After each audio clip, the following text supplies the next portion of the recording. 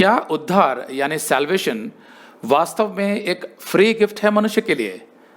आपने कई मसीहियों को यह कहते हुए सुना होगा कि उद्धार मतलब मृत्यु के बाद स्वर्ग जाना, वो परमेश्वर की ओर से एक दान है, एक फ्री गिफ्ट है मानव जाति के लिए।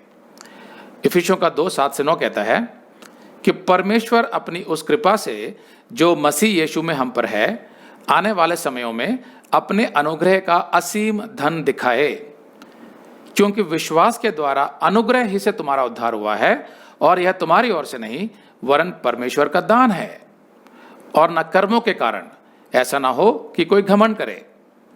रोमियो का 5:15 कहता है, पर जैसा अपराध की दशा है, अपराध मतलब पाप, वैसी अनुग्रह के वरदान की नहीं, क्योंकि जब एक मनुष्य के अपराध से बहुत लोग मरे, मतलब एक मनुष्य मतलब आदम, जब आदम ने पाप किया तो उसकी सारी संतानों में अर्थात पूरी मानव जाति में पाप का स्वभाव आ गया, जिसकी वजह से बहुत लोग मरे, अर्थात सब लोगों की मृत्यु होती है।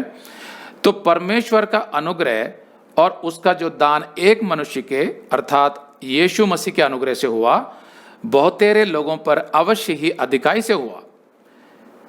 तो ये आयतें सिर्फ इतना ही कहती हैं कि परमेश्वर कह रहा है कि मृत्यु के बाद स्वर्ग में अनंत काल का जो जीवन है वो मैं तुम्हें दान दूंगा यीशु मसीह के बलिदान के द्वारा, एक फ्री गिफ्ट।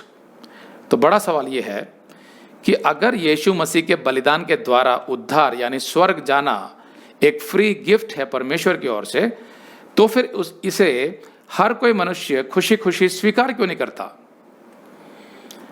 अगर वो किसी भी कारण से इसको स्वीकार नहीं कर रहे हैं, इस फ्री गिफ्ट को, इसका मतलब तो यही है कि वो इसको फ्री नहीं समझते।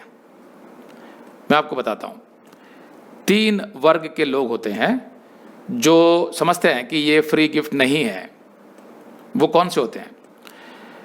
पहला है कि अगर आप किसी मनुष्य के पास जाते हैं कुछ गिफ्ट लेके, उदाहरण के लिए आप उसको कहते हैं कि भाई मैं तुमको एक फ्री गिफ्ट दे रहा हूं, और आप एक घड़ी उसको रिस्ट वॉच फ्री दे देते हैं, वो खुशी खुशी ले लेता है।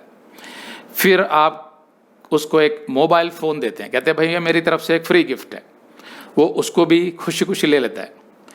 फिर आप कहते हैं कि भाई इसी तरह मैं तुमको उद्धार यानी मृत्यु के बाद जो स्वर्ग जाना है वो भी मैं तुमको एक फ्री गिफ्ट की तरह दूंगा। तो वो कहता है हाँ दे दो।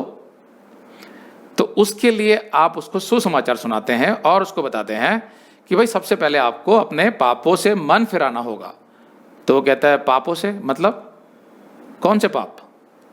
तो आप उसको बताते हैं कि भाई परमेश्वर की नज़र में जैसा बाइबल सिखाती है, झूठ बोलना, बिना वजह क्रोध करना, बुरी भाषा का प्रयोग करना, गालियां देना, लालच करना जैसे धन का लोभ, या छोटी छोटी बेईमानी करना, टैक्स ना देना, स्वार्थ, व्यभिचार यानी एडल्ट्री, या फिर अश्लील वीडियो या फिल्में देखना, नशा करना जैसे बियर, शराब, धूम्रपान इत्यादि, फिर गर्भपात यानी अबॉर्शन, फिर ज्योतिष विद्या, जादू टोना, काला जादू, तंत्र मंत्र, या किसी से ईर्ष्या रखना, या अहंकार, या रिश्वतखोरी, हिंसा, मारपीट, नफरत इत्यादि, ये सब पाप, इनमें से अगर आपने कोई भी किए हैं तो आपको पहले उनसे मन फिराना होगा।